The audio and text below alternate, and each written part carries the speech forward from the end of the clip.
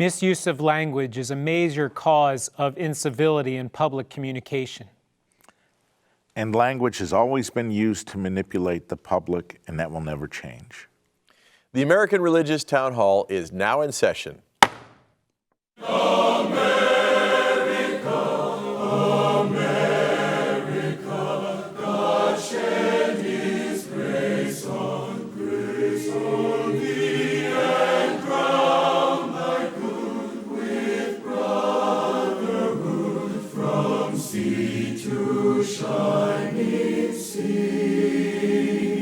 Welcome, friends, to the American Religious Town Hall meeting, where the discussion of religious, political, and social issues is meant to promote the cause of religious freedom and to help us better understand each other. And now, here's your host and moderator, Pastor Jerry Lutz. I'm James Weingardner, sitting in for Pastor Jerry Lutz, and we're here during a COVID edition of the program. We have only 4 panelists, but we would like you to know who they are, and so we're going to have them introduce themselves right now. Tom? Hi, I'm Tom Plumbley. I'm the senior minister at First Christian Church, Fort Worth, Texas. We're a part of the Christian Church Disciples of Christ. I'm Bishop Michael Olson, and I serve as the Bishop of the Roman Catholic Diocese of Fort Worth, Texas. My name is Canon John Peterson, and I am a priest in the Episcopal Church, and I am canonically resident in the Diocese of Washington, D.C. My name is Rabbi Dan Levin. I serve as senior rabbi at Temple Bethel in Boca Raton, Florida. Today, as you heard from the initial part, where our discussion is the language of civility. The lack of civility in public communication has become almost an expected reality in our current environment. The bar of acceptance appears to have dropped over time. This has ethical and social consequences. How can we look at communication differently?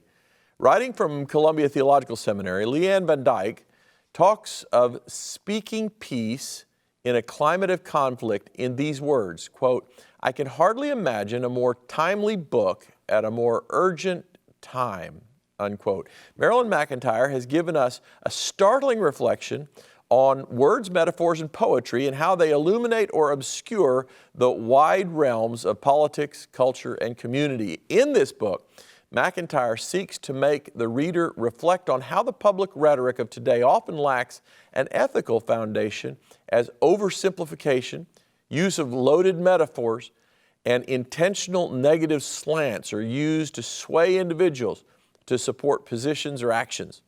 She talks about how these approaches are not just a problem in politics, but when we talk about education and religion too. For example, should we talk about marketing a church or the product of education? Or do these words diminish the true nature of what these groups do and depersonalize the heart of their mission? In effect, McIntyre's arguing for a return to a fundamental reconsideration of the ethical and truthful use of language in all our public communications. The panel is asked to consider at least these questions. 1, do you agree that language use or abuse significantly impacts the way we engage with public issues and relate to individuals and organizations? 2, is this an ethical or religious issue? 3, in the public marketplace, is it even possible to speak and write ethically and truthfully and be heard? And our discussion begins with Rabbi Dan. So I think that when thinking about this particular topic, I'm reminded of how the world came to be. The Holy One had all of the tools in the universe at God's disposal in creating the world. And what was the tool that God used? Words and language. There was an emptiness, there was what we call in Hebrew tohu vavohu, there was welter and waste, chaos and meaninglessness, and God said, "Let there be light." The tool for the creation of the world is words. And I'm reminded when my family fell in love with Harry Potter.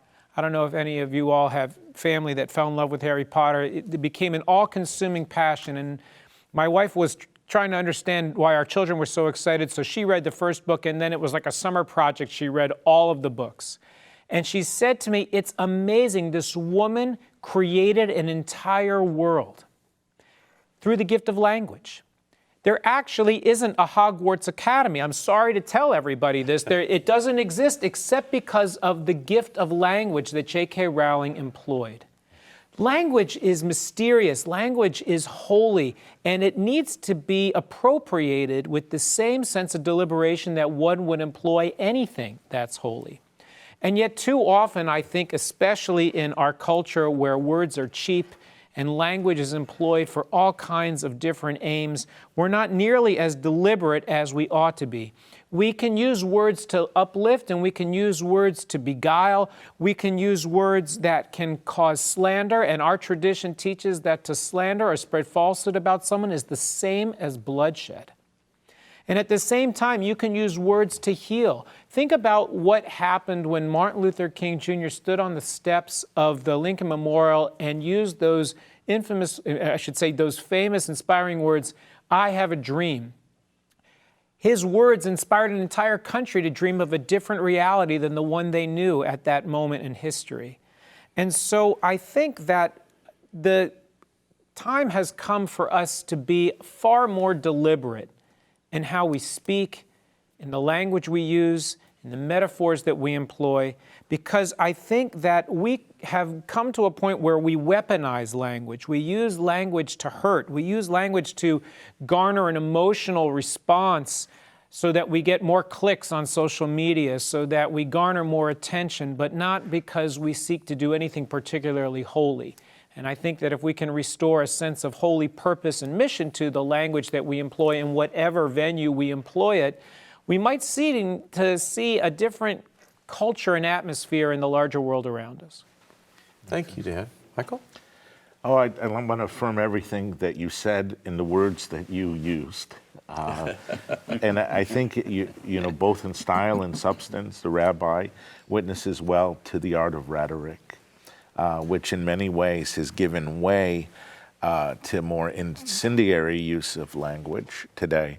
Rhetoric is an important art that's meant to convey the truth and to convey it well, and even more so to convey the truth as we understand it, to come to a greater appreciation for the truth.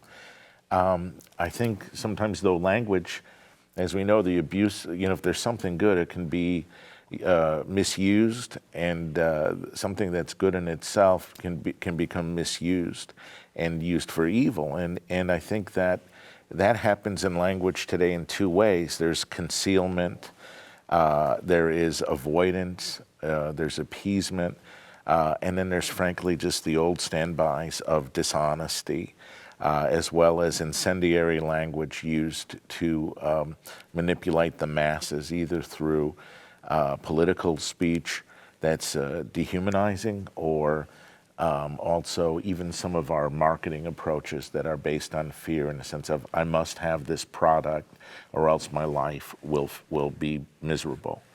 I think sometimes too, civility in language, though, it cannot be used in a sense for us to preclude on insisting upon the pursuit of the truth.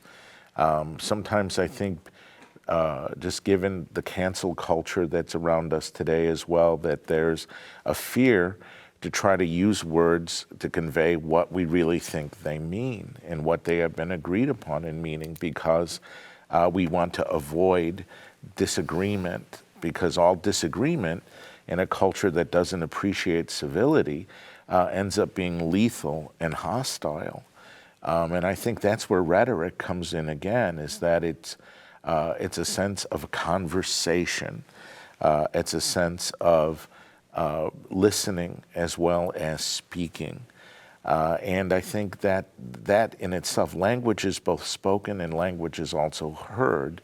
And words do mean things, and words also shape the way we understand those things that words attempt to convey.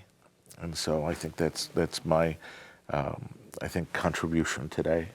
Tom? Thank you. When I think of this topic, I am immediately drawn to the words of President Obama, who said, when they go low, I want to go high. There's a sense in which he's talking there about reducing the incendiary character of our public speech, particularly our political speech. But to use the language that Rabbi Levin was speaking of a while ago, I think it's helpful to reframe what the president was saying by looking at it in this way, that he was saying that, number one, we need to step back from the brink, and we always see ourselves at the brink of a broken relationship, with perfectly willing to break relationship. Step back and then do something holy with this speech that I'm about to speak. Do something holy with these words that I'm about to say. And that creates intense personal responsibility in every communication that we're involved in. And if we can, I think we're capable of communicating in that way.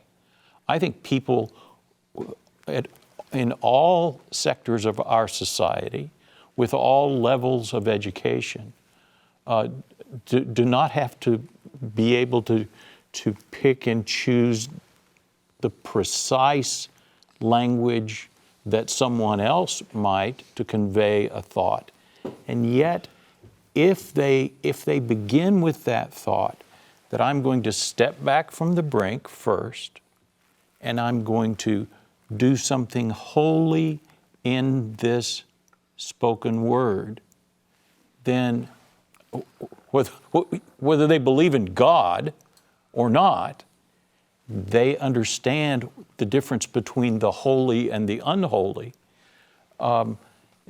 and decide that that is the way they're going to communicate and help immensely in all areas of our culture. John? This is a very important subject because we have been living for the last year in really a society in which there's an increase of violence because of our words. This is not new. This is nothing new, for we have seen in other times the same thing happen. It's happened just not here in the United States, but certainly as we were discussing a few weeks ago, the whole issue of the Holocaust, etc., the Civil Rights era, Nazism, September 11th, all these bring out certainly not the most positive words in how we deal with issues. And I want to just tell a story which I read in preparation for this that I did not know about, but it even happens in our Congress, if we can possibly believe that. In 1856, when the pro-slavery South Carolina Congressman Preston Brooks, he went to the Senate and beat up Massachusetts Senator Charles Sumner, an ardent abolitionist, with his cane, and he nearly killed him. He didn't have to use words, he used his cane, and he nearly killed him. So this is not a new phenomenon that we are experiencing.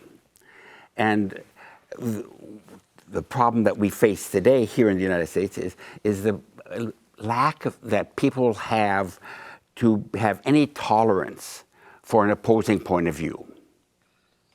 If someone says something, then it must be wrong, and a whole string of adjectives come out about that person. And it's behavior that has permeated our society, and anyone who disagrees with me is obviously wrong. I'm going to go back to what Dan said at the very beginning when he pointed out the tradition of the Logos, the word, the creative word. And for the Christian, yes, indeed, I fully agree with everything Dan said in relationship to the Genesis account and the creativeness of the word.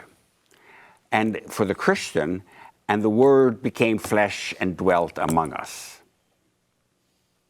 So that Jesus taking on flesh for the Christian gospel is God's love. Love of neighbor as yourself. Forgive those who have wronged you. Love your enemies. Ask God for forgiveness for my sins. Repentance of sins is essential. And it's out of that logos, that deber, that is so important. And we have really lost that very essence of who we are in our own religious traditions. Dan? So I'm reminded about how the way in which we employ words about the same thing can either uplift or denigrate. I remember I got to college, I was 18 years old, and I referred to some people as, oh, you know, the girls over there. And I got scolded. They said, they're not girls, they're women. We're 18 years old. And I remember thinking, like, what's the big deal? And someone said to me, well, when you were little, you were boys and girls. And then you became a teenager, and it was guys and girls. The boys were given a different title as they grew older. The women were not. And I was taught, be specific with your language. Be careful, because it matters. I have a very, very good friend who works with people who are reentering society after fulfilling a prison sentence. People used to refer to those people as convicted felons. In his organization, they refer to them as returning citizens.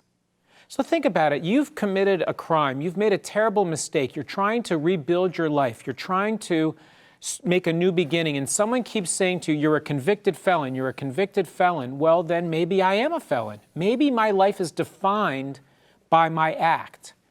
And what they seek to say is, no, your life is not defined by your act. Your life is defined by what you're engaged in. You're not a felon, you're a citizen. You're a returning citizen. And just that change in language, he said, changes the entire life outlook of the people and the community in which he works. Not just the individuals returning, but the way in which potential employers and people greet them in society. Hi, my name is so-and-so, I'm a convicted felon. Hi, Yes. my name is so-and-so, I'm a returning citizen. Welcome home. Beautiful. Beautiful. Tom? Well, I think that there is an educational task that's involved in moving from where we are to where we want to be. A reestablishment, a capturing once again of the need, the ability that language has to build up. We are all well aware of the ability that language has to tear down.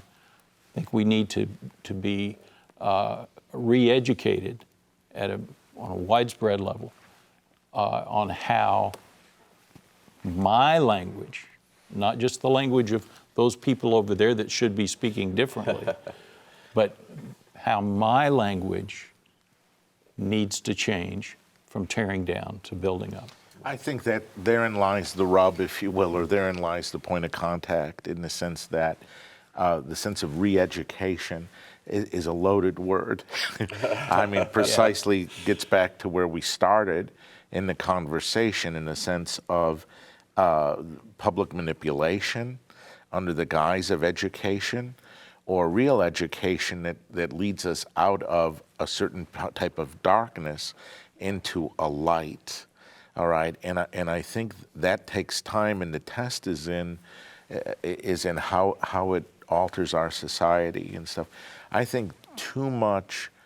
I think if we go with a public manipulation, whatever direction it's ideologically it's pointing in, and if we don't, in a sense, somehow respond with real civil language, even at the risk of being canceled out or mocked or given a nickname by political leaders, and all of those which are very destructive, which goes again to the point. We're going to be afraid to talk to each other. And one of the gifts of the United States of America is that we were always able to talk to each other without turning to bullets and riots and mayhem. And that's very much at stake right now because we abandoned civility somewhere along the way, and it's not too late. Thank you. Go ahead, John, quickly. Yes. I think it's important to remember that the word civitas means city. Out of the civility comes out of how one interacts within the context of the city. Mm-hmm. And that is, I think, a very important ingredient in what we are thinking about today because it is a public virtue. What a great discussion. Now we need to go to a little break and we'll be right back with you. We hope you are enjoying today's program. If you would like to learn more about the American Religious Town Hall, please visit our website at americanreligious.org. That's americanreligious.org. There you can read about the mission and history of the program, learn about the Town Hall estates, and view past programs by clicking the appropriate menu buttons. Each week, Pastor Lutz looks forward to receiving your letters. You may write to him at the address shown on your screen. Send your letters to Pastor Jerry Lutz, American Religious Town Hall Meeting, P.O. Box 180118, Dallas, Texas 75218. That's Pastor Jerry Lutz, American Religious Town Hall Meeting, P.O. Box 180118, Dallas, Texas 75218. Thank you for writing, and thank you for watching. And now, back to you and today's closing statements. Welcome back, and we were right in the middle of John's comment. We're going to allow him to finish that and want him to finish that as soon as we get to his summation, and we're going to begin our summations with Tom. So I'll be very quick and get us on to John. I just want to say three things. One, the correction of language, the re-establishment of language of civility is a personal responsibility. Second, it is everybody's responsibility. It's not just some people's, it's everybody's responsibility. It is a widespread responsibility then. And then third, it is a critical responsibility. It is something we can no longer avoid. Thank you. John, sorry to interrupt you earlier. No problem. Finish up. I thought we were running close on time. Daniel Darling said last year, what produces nastiness from Christians is not Christian doctrine, but an unholy fear of the other. Yeah. And building on that for just a second, civility does not mean timidity. In the Church Times, in an article on the 31st in London, this very important point was made.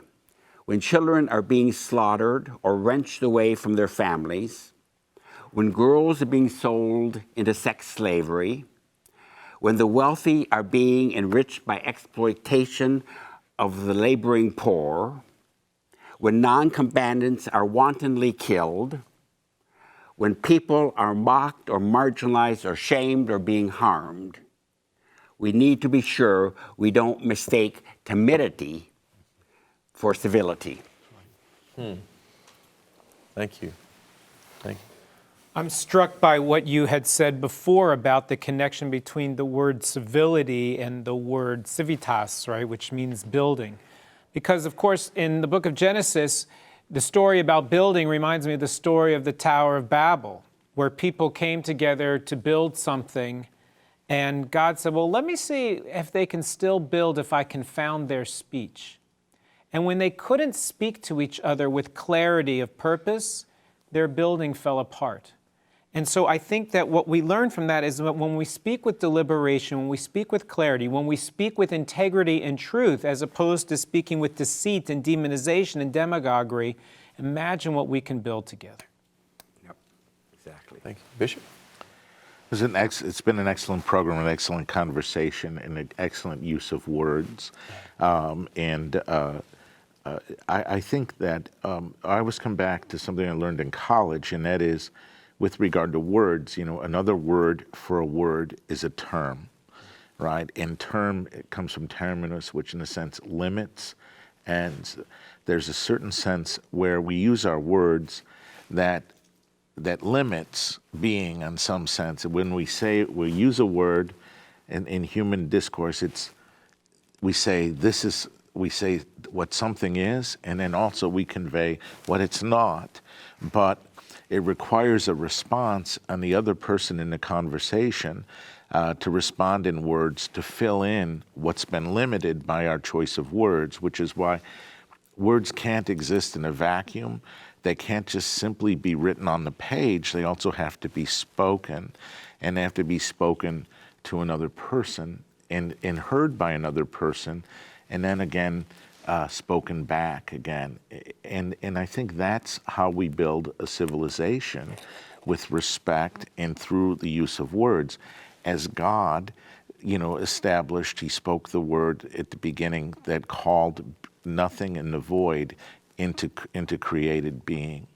I think everyone who uses words has to do so with the responsibility to seek the truth, to speak it as we understand it, and to speak it well in order to come to a deeper understanding. That's where rhetoric comes in. And so I think it's anyone who is committed to God has a responsibility to strive to use that language, and then when they fail, to turn to God's mercy and the forgiveness of others through words. This is a very important conversation, and maybe a future program, we may need to discuss the problem of listening as well. As a corollary to this, I've noticed that the forums and the media that we use today have shrunk our word opportunities down.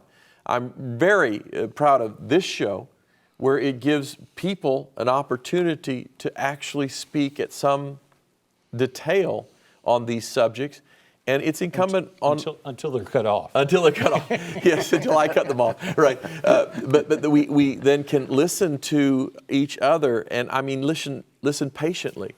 This program takes some patience.